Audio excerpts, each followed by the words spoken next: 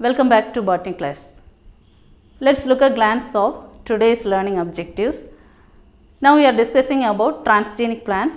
Let's continue from virus resistance, flavor saver tomato, golden rice, that is biofortification, polyhydroxybutyrate, polylactic acid, green fluorescent protein, bioforming and its limitations. One more, bioremediation. These are the learning objectives. Let's begin from virus resistant. In the previous class, we discussed about transgenic plants. There are number of transgenic plants. Let's start from virus resistance. You know there are number of virus which attack the plant crops. Due to this, it affects the yield. Even it leads to death of the plant. So that disease resistant varieties, virus resistant varieties are developed using genetic engineering technology. Now, one of the genetic engineering technology is to produce virus resistance. What's this virus resistance? Viruses which attack plants. When it attacks the plants, it affects the yield. So, economic value of this product less. So, the plants are modified by introducing some genes. Previously, you learned about this topic, transgenic plants, how it occurs.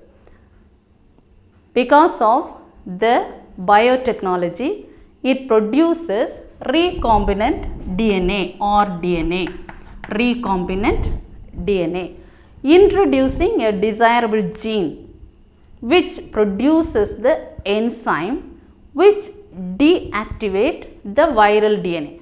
So, if virus resistance, the plant, transgenic plants, when it develops as virus resistant, if the virus attack the plant cannot be affected. Such a way the plant can be modified.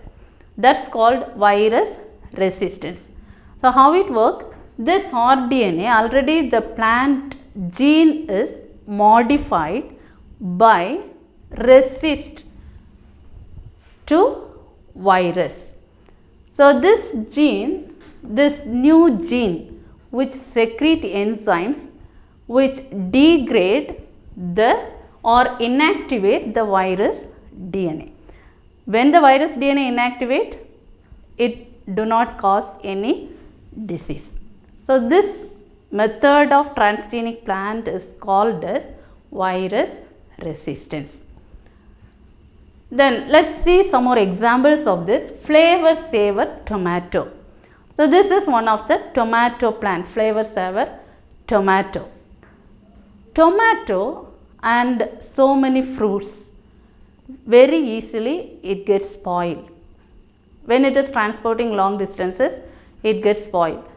So that there is a bacteria, normally in the plant transgenic plants are developed by using Agrobacterium tumefaciens. So, this bacteria is very much useful to produce or make modified gene or transgenic plants. So, this tomato variety is modification of the Agrobacterium mediated variety. Agrobacterium mediated genetic engineering technology can be used and develop this flavor saver tomato. What's the functioning of this?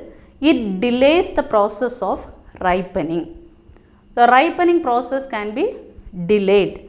So, it restore the color of the fruit and the flavor of the fruit.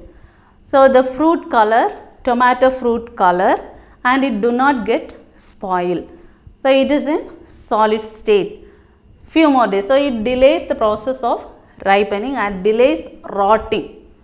So, for rotting this, delays the process of this they are introducing a gene that is the antisense gene. This is the gene, antisense gene. Introducing, when it is making this agrobacterium used as a vector, the gene introduced through agrobacterium is antisense gene. So this antisense genes prevents or interfere, that means it prevents the production of the enzyme polygalactonase. You remember all these enzymes. Here you are going to learn number of enzymes and number of examples. Here the gene which is introduced for making this tomato is antisense gene. The name of the gene is antisense.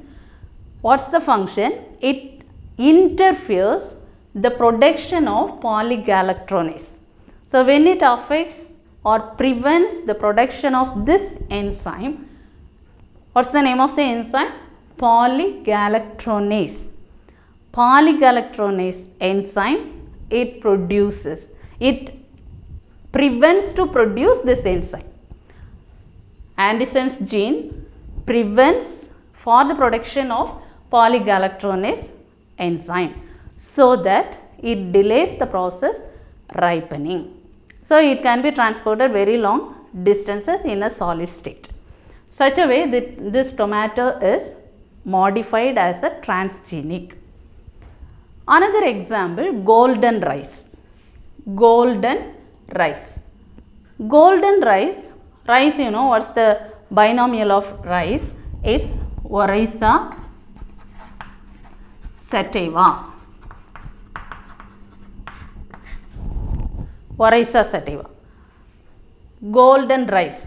The transgenic form of rice or the modified form of rice is named as golden rice, which is biofortification rice. Biofortification. What's this biofortification? Fortification means the nutrient content can be added. Extra nutrient can be added. You know, in rice plant or Oryza sativa, it is rich in starch. So which is the staple food of our area.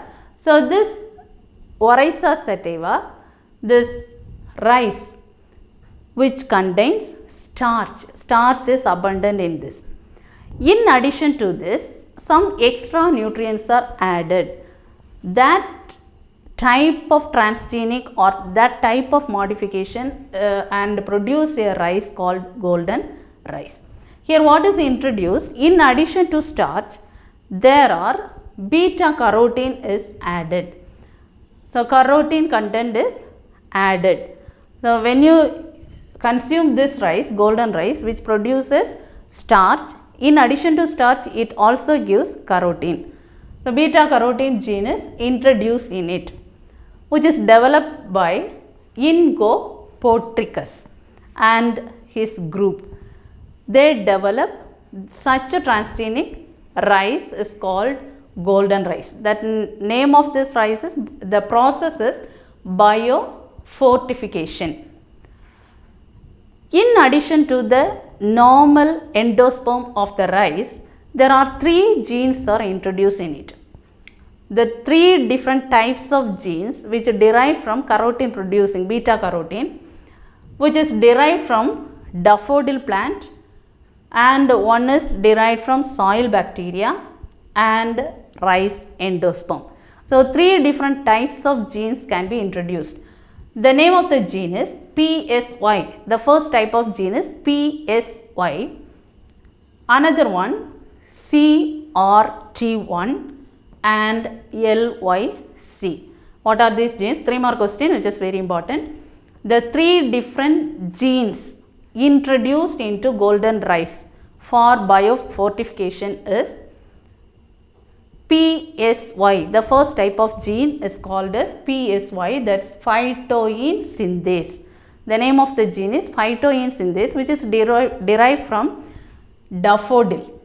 The binomial of daffodil is narcissus plant. So it is derived from narcissus, this gene, PSY gene.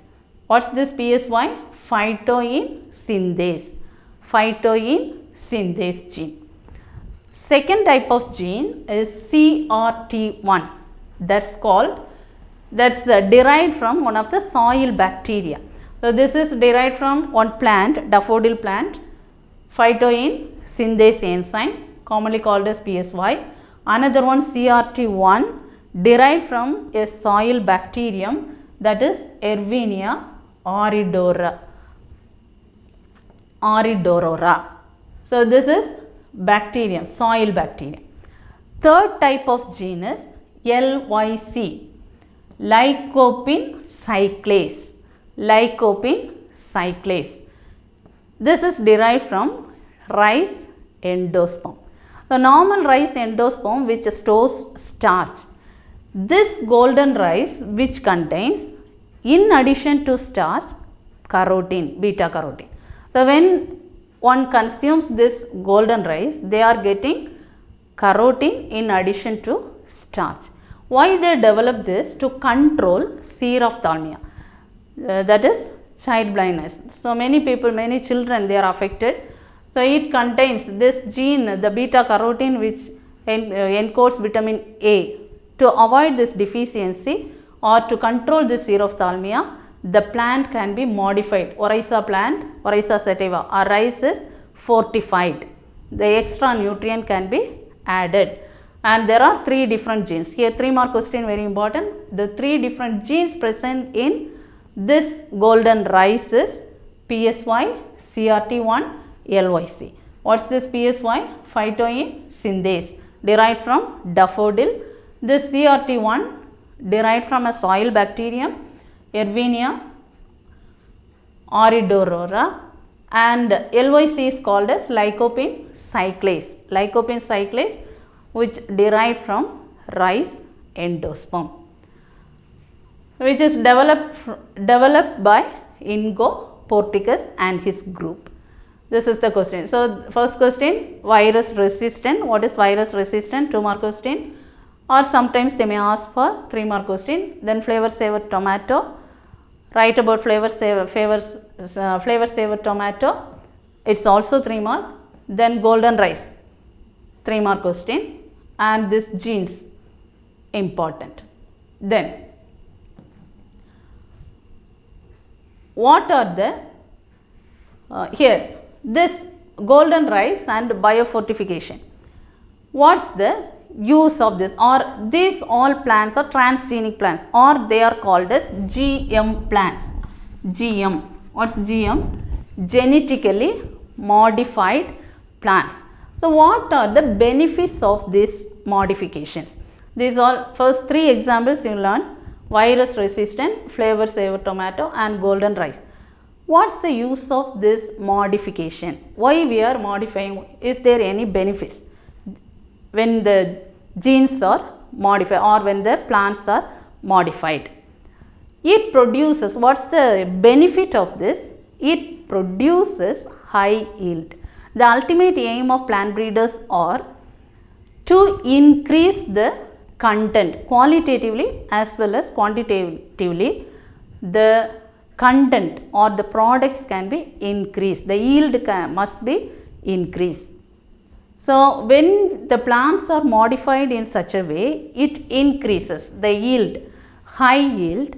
Also, when we are applying herbicide or pesticide without modifications of these plants, if it is not transgenic or genetically modified, we can use pesticide, herbicide, insecticide, all kinds of chemicals must be used. It should be avoided. When the plants are modified in such a way, it should be avoided.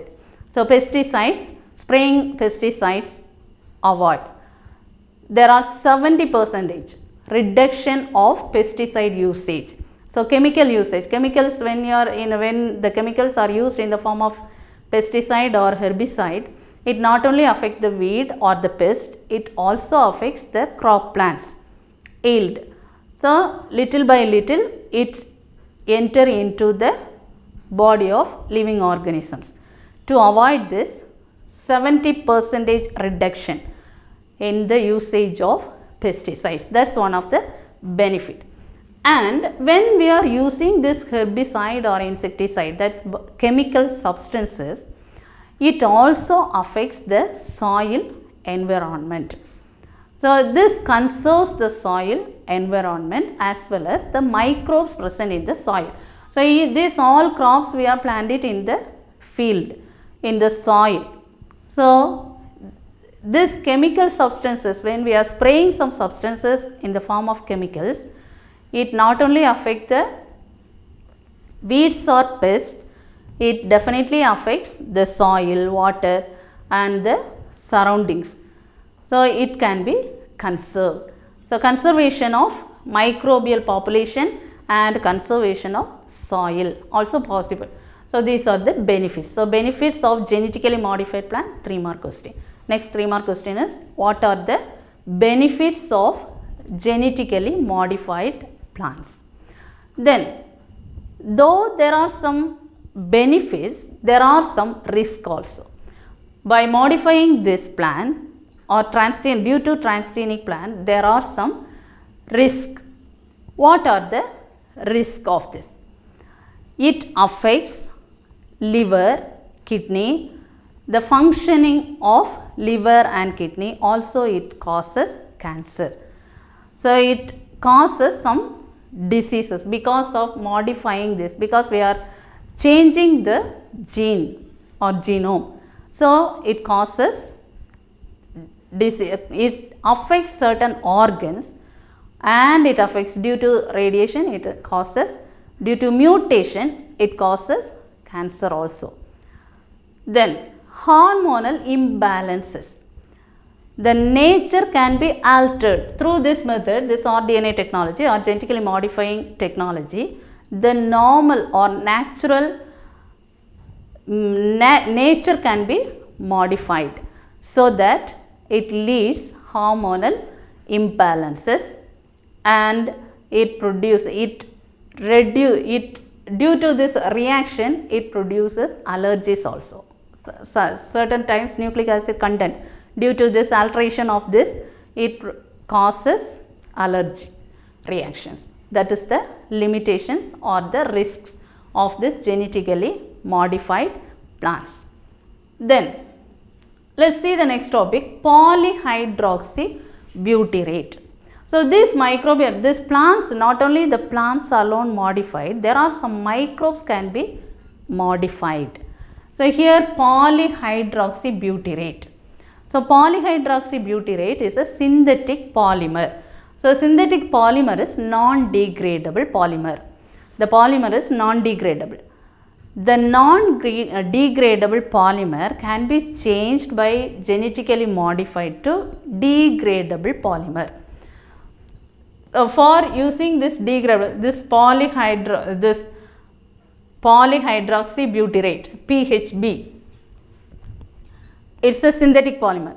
So by making this as a degradable polymer, there are 2 genes are used. One is PHA and PHB.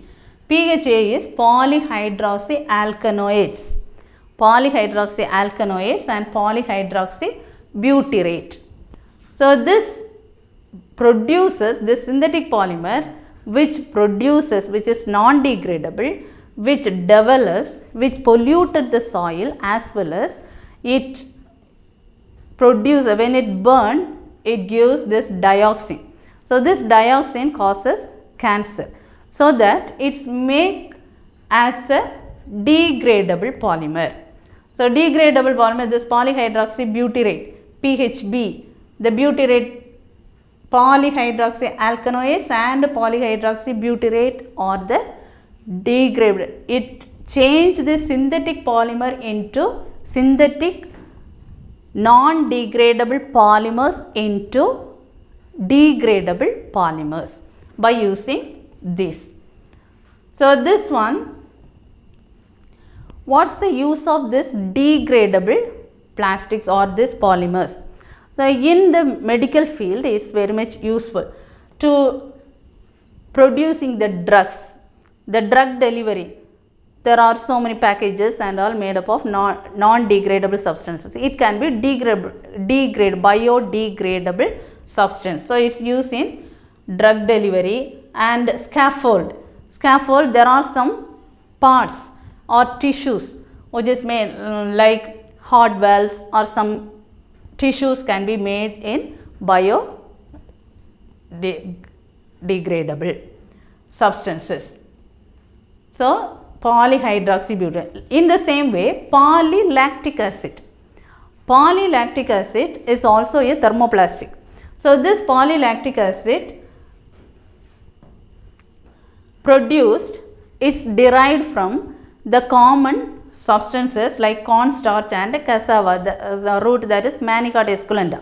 From Manicata esculenta and cornstarch, this polylactic acid is obtained. The thermoplastic can be obtained from this common roots, the cornstarch, starch and Manicata roots, Manicata esculenta roots. From this it is derived polylactic acid. Another question is green fluorescent protein. Another type of protein is called as green fluorescent protein. This protein is named as green fluorescent protein, commonly which is called as GFP. GFP, green fluorescent protein, green fluorescent protein. What's this green fluorescent protein? So, this is a type of protein which contains 238 amino acid residues. It's a kind of protein, green fluorescent protein contains 238 amino acid residues of 26.9 kilodalton.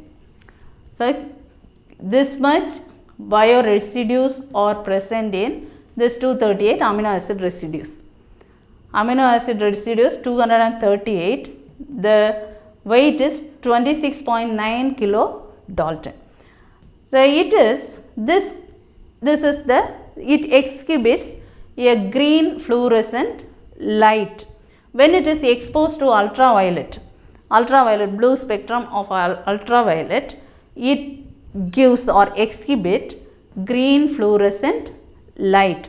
What's the use of this? This is derived from, this protein is derived from jellyfish. Jellyfish, the name of the jellyfish is, scientific name is Achoria victoria.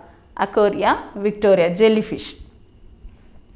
So, this produces a chromophore. What's the use of this green fluorescent protein? It's the expression of reporter, to report something, or it's used as a biosensors. For noting this or this expression to find out some substances, this is used as a reporter expression. To express this green fluorescent protein is used. Also, it used as a biosensor to indicate, it used as a biosensors. Next question, bioforming. Bioforming is otherwise called as molecular forming. What's this bioforming? It's a process by which it's used in pharmaceuticals. So, bioforming is used in pharmaceuticals. So many medicinal substances are made by this bioforming. What are the limitations of this? The limitations of bioforming is this biodegradable substances. Biodegradable contaminants can be transformed. Contaminants, biodegradable contaminants, that's the pollutants, can be transformed as a biodegradable. The contaminants are transformed into biodegradable substances. And the condition of this all biodegradable substances, or this process biodegradable, which is used for the area where the contaminated is present, the site of contaminated. It's the conditions at the site of contaminants. Where the contaminants are there, the pollutants are there, that site can be chosen, and the condition is to degrade as a that is eco-friendly approach. By eco-friendly approach, without harm, without making any hazard to the soil or water or the air, without polluting anything, it can be make it as a biodegradable substances.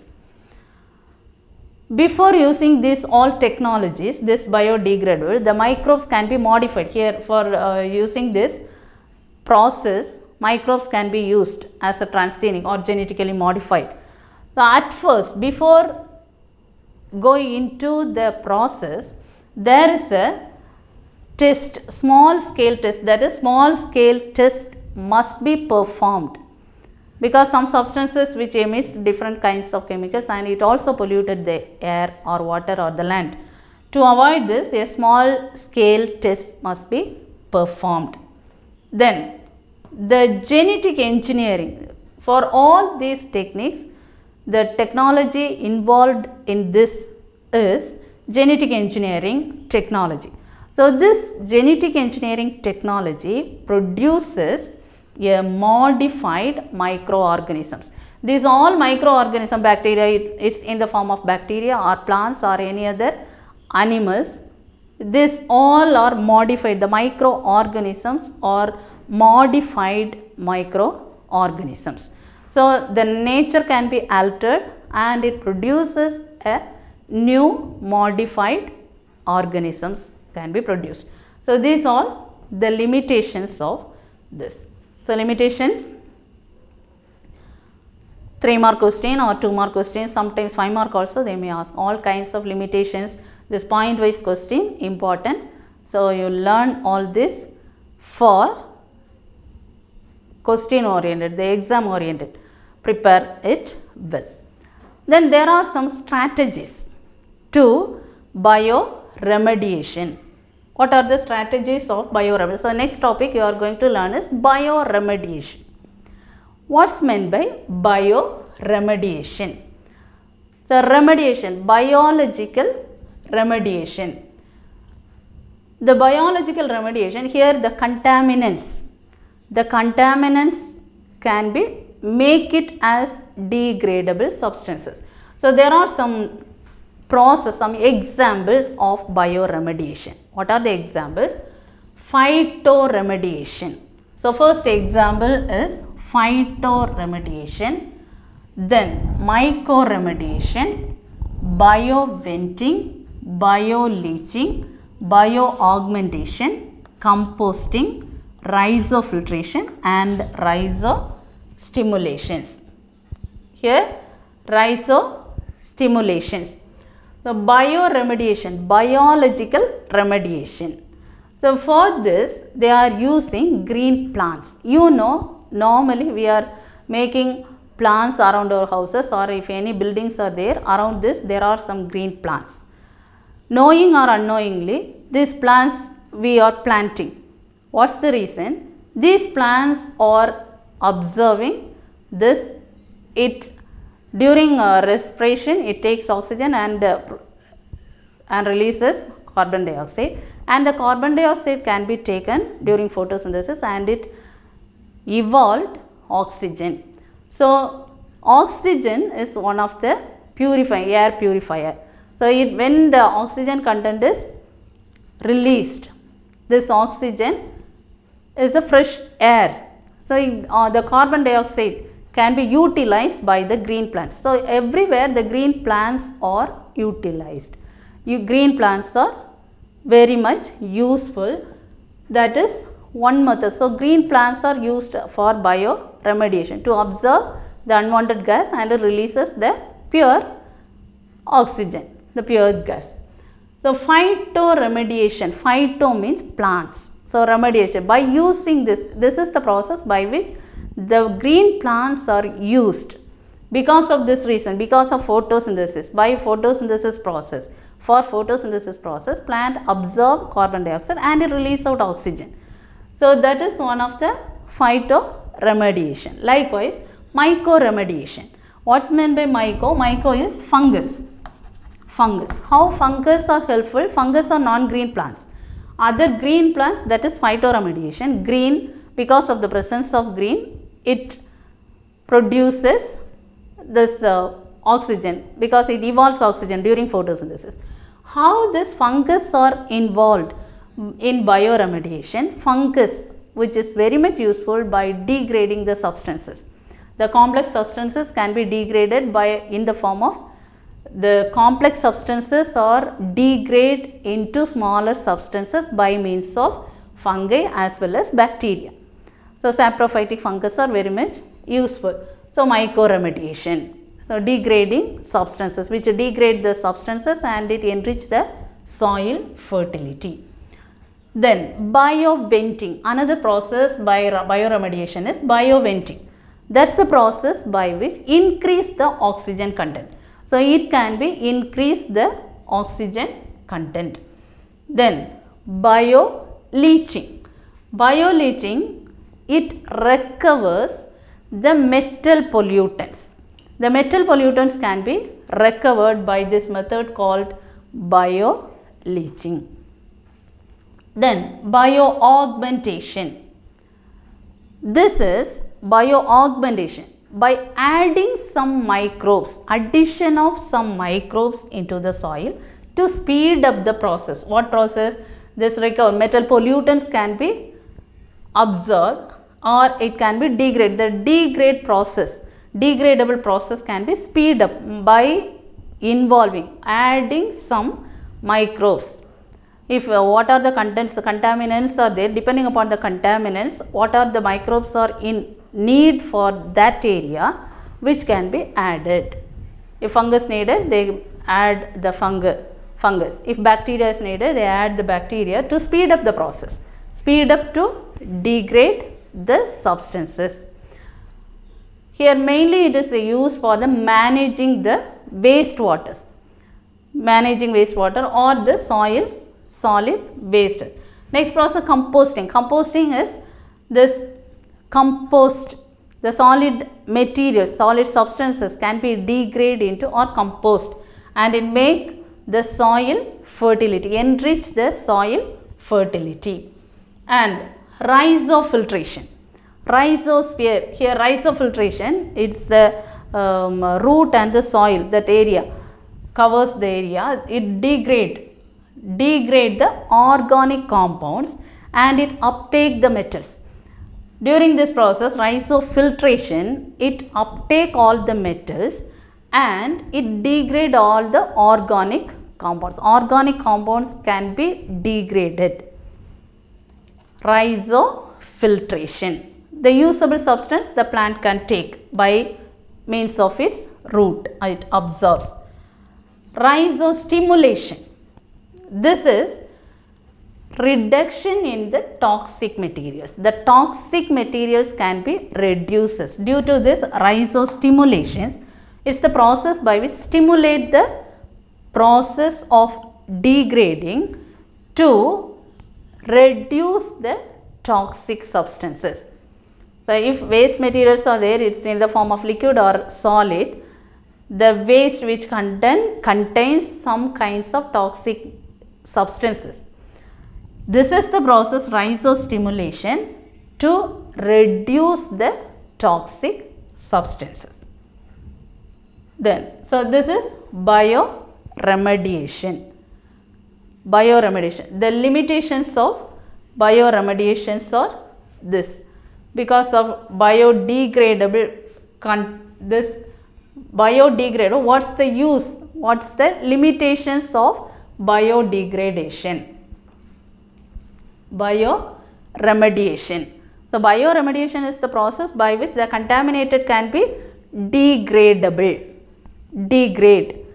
So, it's degrade because the contaminants are transformed. All these contaminants, the pollutants can be transformed. So, these all pollutants finally it